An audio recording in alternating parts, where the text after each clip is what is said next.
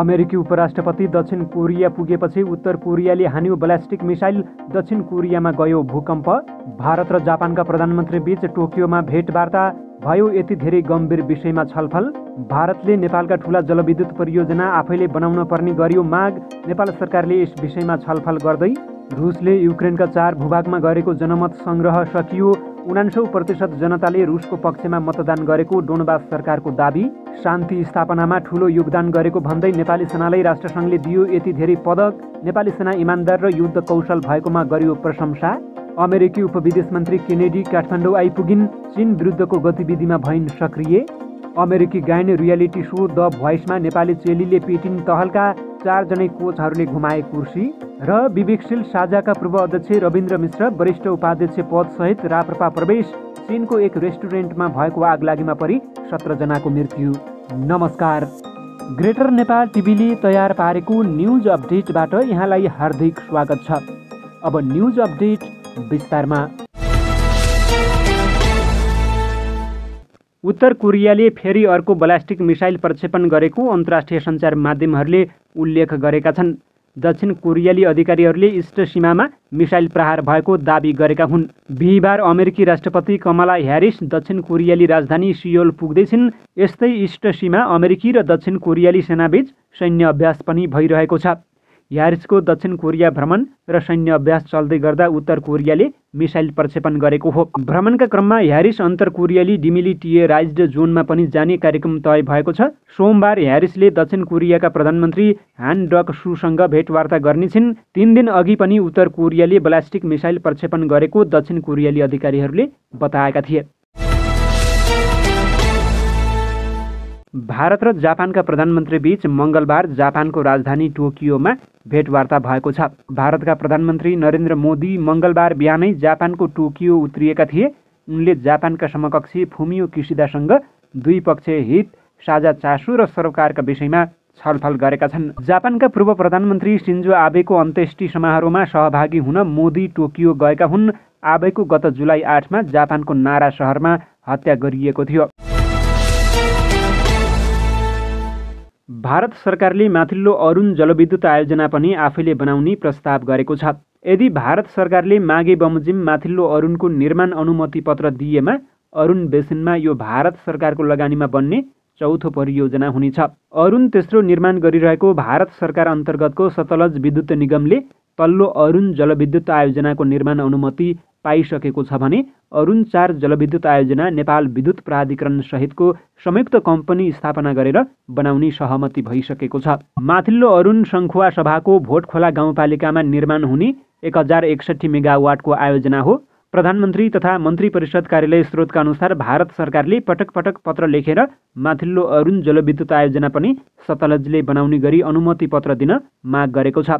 अरुण नदी बेसिनका सबै आयोजना आफैले लिने भारत सरकारको प्रयास देखिएको छ। प्रधानमन्त्री कार्यालयका एक अधिकारीले भने माथिल्लो अरुण पनि भारतले आफ्नै लगानीमा बनाउन चाहेको छ, तर दिन सकिने सम्भावना भने कम रहेको छ। ती अधिकारीका अनुसार भारतले माथिल्लो जलविद्युत आयोजना मात्रै नभएर किमाथाङका अरुण जलविद्युत आयोजना समेत आफूलाई दिन अनुरोध गरेको छ। तर किमाथाङका अरुण जलविद्युत आयोजना चीनको सीमा क्षेत्रमा पर्ने भएकाले दिन सकिने सम्भावना नरहेको ती अधिकारीले बताएका छन्। माथिल्लो अरुण दिन सकिने नसकिने बारे ऊर्जा, जलस्रोत तथा सिँचाइ मन्त्रालयसँग छलफल भएको छ। उनले भने किमाथाङका अरुण र माथिल्लो अरुण जलविद्युत आयोजना भारतलाई दिन नहुने ऊर्जा मन्त्रालयको राय रहेको छ। चीन सरकार किमाथाङका अरुणमा लगानी गर्न इच्छुक रहेको जानकारी ऊर्जा मन्त्रालयले प्रधानमन्त्री कार्यालयलाई गराएको छ। चीनसँगको सीमा क्षेत्रमा रहेको आयोजना भारतलाई दिँदा भू राजनीतिक समस्या पनि निम्तन सक्ने भन्दै ऊर्जा मन्त्रालयले प्रधानमन्त्री कार्यालयलाई सचेत गराएको छ। भारतले पछिल्ला महिनाहरूमा नेपालका जलविद्युत आयोजनाहरूमा लगानी गर्न तीव्र इच्छा जाहेर गरिरहेको छ। यति बेला माथिल्लो अरुण पनि भारतको उच्च चासोमा परेको छ। माथिल्लो अरुणमा भारतको प्रस्तावबारे प्रधानमन्त्री कार्यालय छलफलमै रहेका बेला नेपाल विद्युत प्राधिकरणले भने आयोजनाको लगानी मोडालिटी टुङ्ग्याएर आयोजना निर्माणका लागि अघि बढाइसकेको छ। अर्ध जलाशययुक्त यो जलविद्युत आयोजनाको अनुमति पत्र विद्युत प्राधिकरणसँग रहेको छ।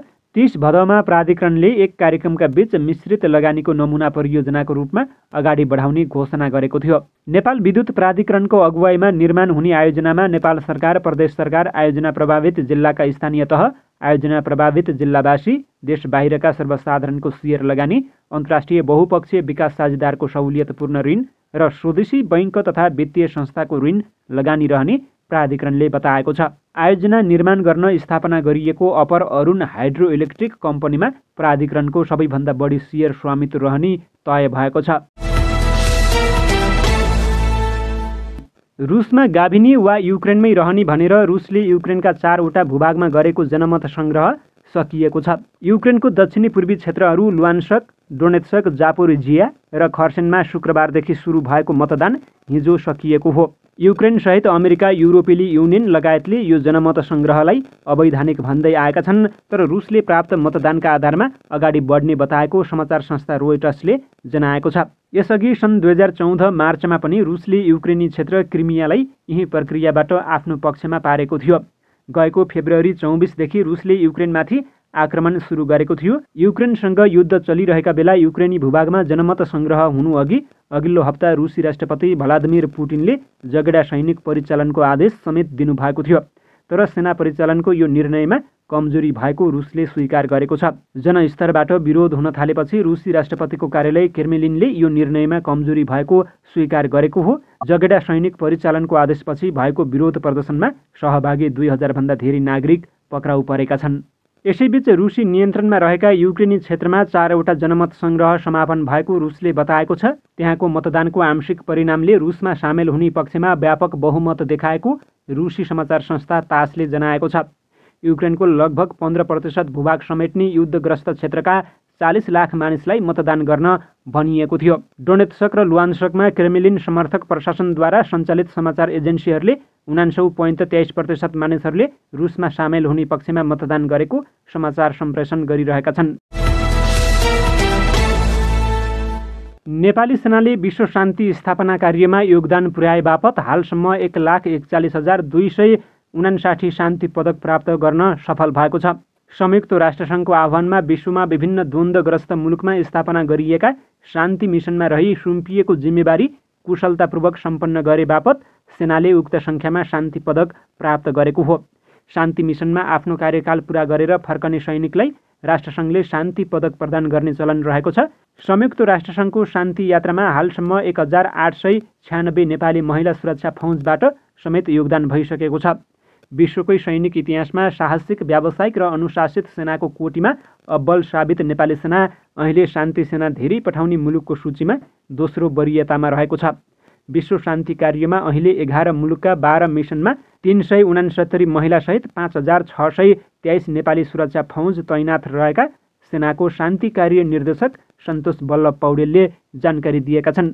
संयुक्त राष्ट्रसङ्घको शान्ति कार्यमा लेबनानमा पहिलो पटक सन् 1958मा संलग्न भएको सेनाले यस बीचमा द्वन्द्वरत विभिन्न राष्ट्रमा स्थापना भएका 44 शान्ति मिसनमा काम गरेको अनुभव बटुलिसकेको छ। विश्वका कयौं द्वन्द्वग्रस्त मुलुकमा शान्ति कायम गर्ने सिलसिलामा परिचालित हुँदा अहिलेसम्म 71 सैनिकले वीरगति प्राप्त गरेका छन् भने घाइते सैनिकको सङ्ख्या 66 पुगेको छ। अमेरिकी सहायक विदेश मन्त्री एलिजाबेथ केनेडी ट्रुडो काठमाडौँ आइपुगेकी छन्। विश्वव्यापी सार्वजनिक मामिला हेर्ने अमेरिकी सहायक विदेश मन्त्री ट्रुडो नेपाल भ्रमणका लागि आज बिहान यहाँ आइपुगेकी हुन्। ट्रुडोले नेपालमा रहँदा मिथ्या सूचना र लोकतन्त्रमा सञ्चारको भूमिकाबारे विभिन्न क्षेत्रका व्यक्तिसँग अन्तर्क्रिया गर्ने कार्यक्रम रहेको अमेरिकी विदेश मन्त्रालयले प्रेस विज्ञप्तिमा जनाएको छ। अमेरिकाले चीनले नेपालमा अमेरिकी परियोजना विरुद्ध भ्रमपूर्ण सूचना फैलाएको आरोप लगाइरहेको छ। अमेरिकी वरिष्ठ कूटनीतिज्ञ ट्रुडोले अमेरिका र अमेरिकी मान्यता विरुद्ध फैलाइएका मिथ्या सूचनाको प्रतिवाद कसरी गर्न सकिन्छ भन्नेबारे छलफल गर्नेछिन्। अमेरिकी कूटनीतिज्ञले नेपालमा रहँदा अल्पसङ्ख्यक समूहका अभियन्ता र सञ्चार क्षेत्रका व्यक्तिहरूसँग भेट्नेछिन्। उनले विगतमा अमेरिकी दूतावासको परियोजनामा अमेरिका भ्रमण गरेका केही नेपालीसँग पनि छलफल गर्ने कार्यक्रम रहेको छ। नेपाल बसाइमा ट्रुडोले अमेरिकी राजदूत सम्पदा संरक्षण कोषले सहयोग गरिरहेका पाटन दरबार क्षेत्र र बसन्तपुर दरबार क्षेत्र लगायत सांस्कृतिक सम्पदा अवलोकन गर्नेछन्। ट्रुडोले नेपालमा राजनीतिक भेटवार्ता गर्ने कार्यक्रम भने नरहेको बताइएको छ।